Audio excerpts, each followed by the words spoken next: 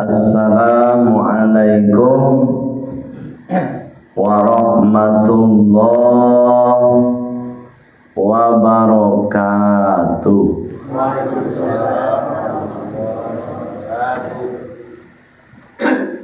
Innal hamdalillah alladzi ahyana. Sesungguhnya segala puji milik Allah yang telah menghidupkan kita. Ba'dama amatana, setelah tadi malam kita dimatikan oleh Allah. Wa ilaihin nusyur, dan cepat ataupun lambat, sekarang, nanti, besok ataupun lusa, kita semua pasti segera menghadap Allah Subhanahu wa ta'ala. Allahumma bika asbahna wa bika amsayna wa bika nahya wa bika namut wa ilaikan nusyur.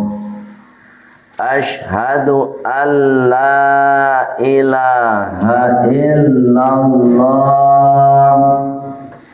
wa ashhadu anna Muhammadar Rasulullah.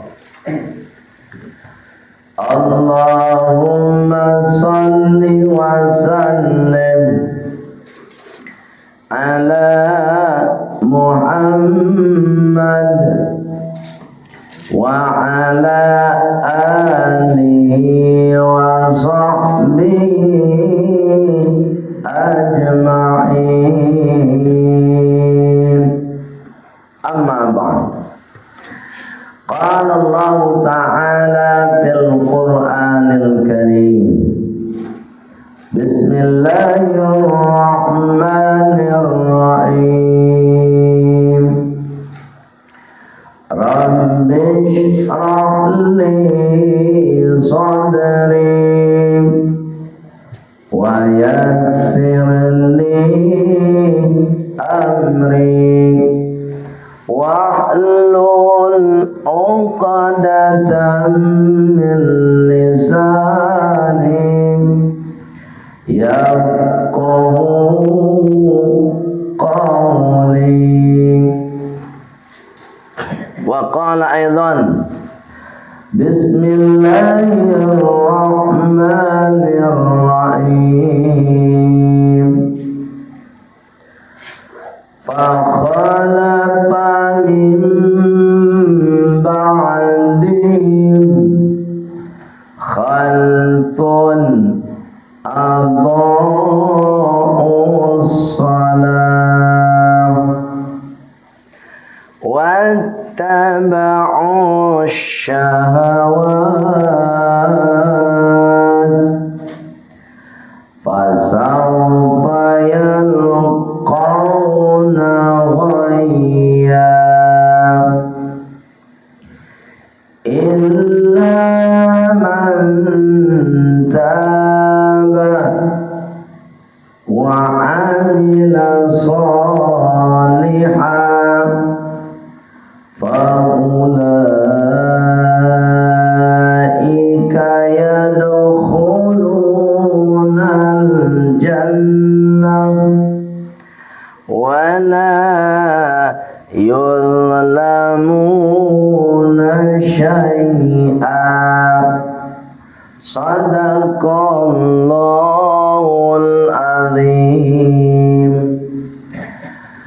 Bapak Ibu pengurus masjid yang sama kita hormati, mulai dari ketua hingga kepada takmir masjid kita, dan insyaallah dimuliakan oleh Allah Subhanahu wa ta'ala. Kemudian Bapak Ibu sadonyo jamaah salat subuh sekaligus sebagai orang tua bo. Kalau kita kenal Bapak Ibu mau majasi kolu, nan lai jo nan lupa juga. Tapi insyaallah ambo tak lupa Bapak Ibu. Termasuk kepada anak-anak ambo dan ambo aja dulu lai tak kenal jo. Artinya Bapak Ibu, silaturahim kita walaupun kita tidak disekolai, insyaallah akan senantiasa kita bererat. Mudah-mudahan Bapak Ibu sadonya sehat walafiat. Kemudian rezekinya dimudahkan oleh Allah Subhanahu wa taala. Ambo doakan pula Bapak Ibu sadonya tetap istiqomah. Kemudian nanti di akhir hidup kita husnul khatimah. Pak Ibu yang dimuliakan oleh Allah Subhanahu wa taala. Pagi kini ko ambo nak magi ceramah tapi berbagi saja. Terus agak dong mau magi ceramah ke orang tuamu gitu ya. Berbagi saja terkait dengan pesan Allah dalam Al-Quranul Karim. Apa pesan Allah Pak Ibu? Dalam surat Maryam ayat 59. Surah apa? Maryam ayat 59. Maryam itu nama orang, ibu dari Nabi Isa. Jadi Maryam itu Bapak Ibu ada sejarahnya. Sejarah yang dikenal oleh kita umat Islam, Siti Maryam itu Bapak Ibu bisa mengandung yang namanya Nabi Isa alaihi salam. Tapi tanpa suami. Di sini menunjukkan kepada kita bahwa berlakulah yang namanya iradah Allah, kehendak Allah. Sama dengan peristiwa Isra Mi'raj. Perjalanan Nabi Muhammad dari Masjidil Haram menuju Masjidil Aqsa, lanjut ke Sidratul Muntaha. Jarak dari Masjidil Haram ke Masjidil Aqsa itu Pak kurang lebih dalam penelitiannya 1.500 kilo. Berapa?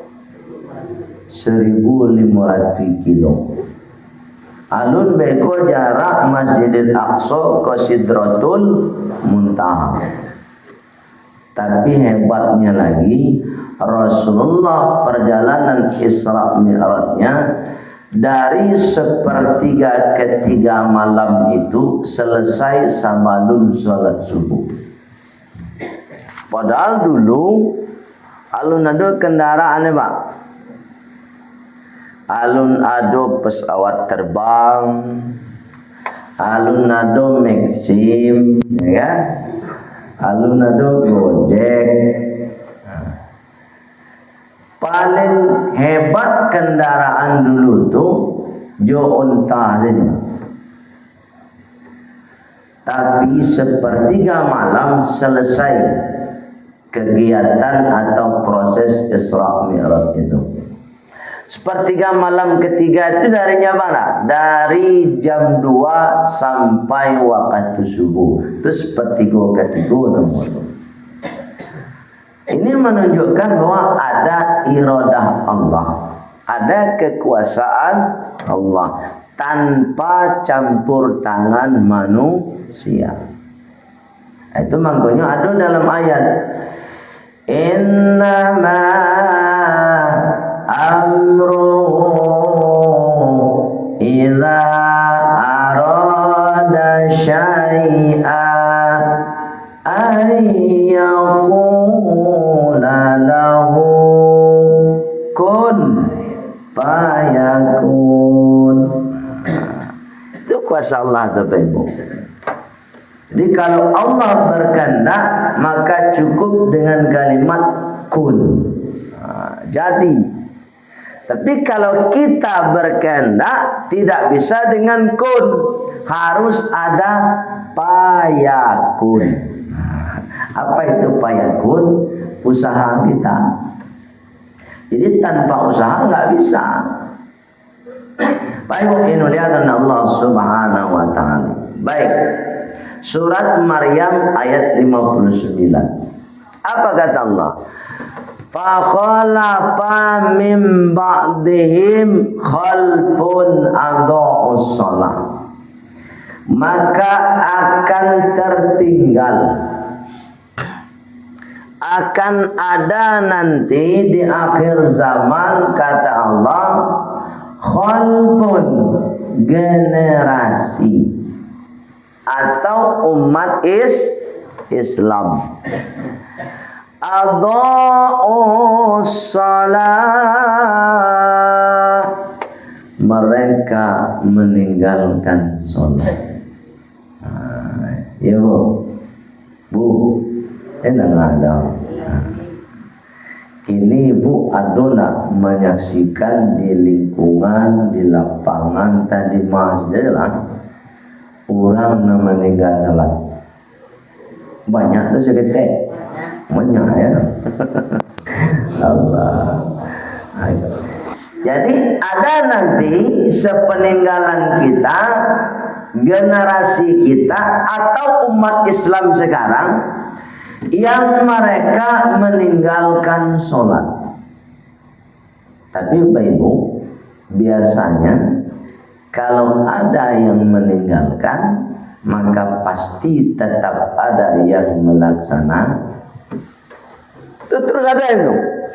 Ada yang puasa, pasti ada yang tak puasa. Ada yang zakat, pasti ada tak zakat. Sebab ada surga, ada neraka. Dan itu pilihan kita semua. Tak mau pilih mana? Saya mau pilih surga aja lah Bu ya. Ya laksanakan perintah untuk surga. Saya mau pilih neraka aja lah Bu ya. Silakan juga. Pilihlah neraka. Dan itu adalah hak kita masing-masing. Tidak bisa dipaksa. Pak Ibu yang muliakan Allah Subhanahu wa taala. Lanjutan ayat itu, ketika orang sudah terbiasa, sudah menjadi sebuah hobi Bapak Ibu. Kalau dia meninggalkan sholat itu biasa aja. Tidak ada rasa ada hutang gitu. Tapi kalau mau diawak kan tinggal aja sholat sekali gitu. Tidak usahlah sholat berjamaah misalnya. Awak adalah biasa sholat jamaah, tinggal berjamaah sekali, itu ada rasa nak nyaman diri awak. Itu tanda sholat berjamaah itulah mendarah daging dalam diri awak. Ibu, kita rasa ibu boleh tahu. Bapak dia terasa. Bapak kan lah rajin sholat jamaah. Kau kironya lalai awak hendak sholat berjamaah. Ada nak kenyamanan diri awak? Tidak. Kenapa? Karena sudah mendarah daging. Sebaliknya ada orang yang meninggalkan sholat itulah mendarah daging dalam dirinya. Sudah menjadi apa ya? Tidak ada terasa terbebani kalau dia tinggal sholat gitu. Ada orang begitu. Kalau orang-orang yang seperti ini, kata Allah Bapak Ibu, yang kedua lanjutannya, wattaba'u syahawat, maka dia akan terbiasa pula mengikuti, memperturutkan hawa nafsunya. Jadi secara tidak langsung Bapak Ibu, Allah menyampaikan kepada kita bahwa sholat yang kita lakukan ini adalah salah satu cara kita untuk membentengi diri kita supaya kita tidak memperturutkan hawa nafsu. Dan itu dijelaskan oleh Allah langsung dalam Al-Quran surat Al-Ankabut. Apa kata Allah? Inna salata, sesungguhnya salat yang kita lakukan tanha, mencegah diri anil fahsya wal munkar, dari perbuatan yang keji dan perbuatan yang munkar.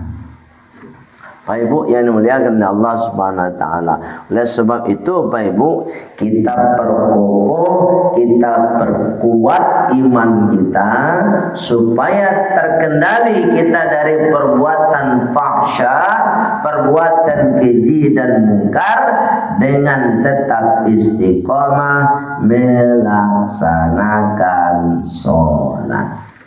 Itu salah satu sarana kita, usaha kita untuk membentengi diri kita. Pertanyaannya, fahsya itu apa Bu ya? Dan perbuatan keji itu apa modelnya Bu ya? Bapak Ibu, fahsya berbeda dengan mungkar. Kalau fahsya Bapak Ibu, jika kita lakukan, jika kita perbuat, maka membuat diri kita hina, keluarga kita hina, teman-teman kita hina, bahkan orang nan sasuku Jawa hina, bahkan orang sekampung Jawa hina, bahkan orang yang satu kota dan provinsi pun ikut hina. Itu perbuatan fahsya. Contohmu ya, contoh korupsi. Misalnya kau misal kau tapi mudah-mudahan tak jadi lah. Ya kan? Ambo tinggal di Sumatera Barat, ya kan? Kemudian ambo mewakili rakyat Sumatera Barat. Duduklah ambo di anggota dewan, misalnya di pusat atau menteri. Kiranya tersangkut awak terkait dengan korupsi. Yang malu bukan ambo surang, keluarga ambo di kampung lah pasti malu, ya kan? Apalagi tak bawa pulau namo Sumatera Barat. Itu namanya perbuatan fahsya. Beda je perbuatan mungkar. Kalau mungkar nan kamalu dirinya surang. Ya Bu, oleh sebab itu Pak Ibu, kita hindari dari perbuatan fahsya dan mungkar. Terakhir, yang nomor 3, apa pesan Allah? Ayat yang ke-60-nya. Illa man taba wa amila sholihan, kecuali orang yang bertaubat dan beramal soleh. Di sini Allah ingin menjelaskan kepada kita apa ya? Selama apapun, sebanyak apapun kita sudah lalai meninggalkan sholat Bapak Ibu, kemudian kita berbuat banyak mengikuti hawa nafsu kita, tapi ketika kita bertaubat kepada Allah dan beramal saleh, kata Allah, faulaika yadkhulunal jannah, maka mereka akan masuk surga. Subhanallah Bapak Ibu.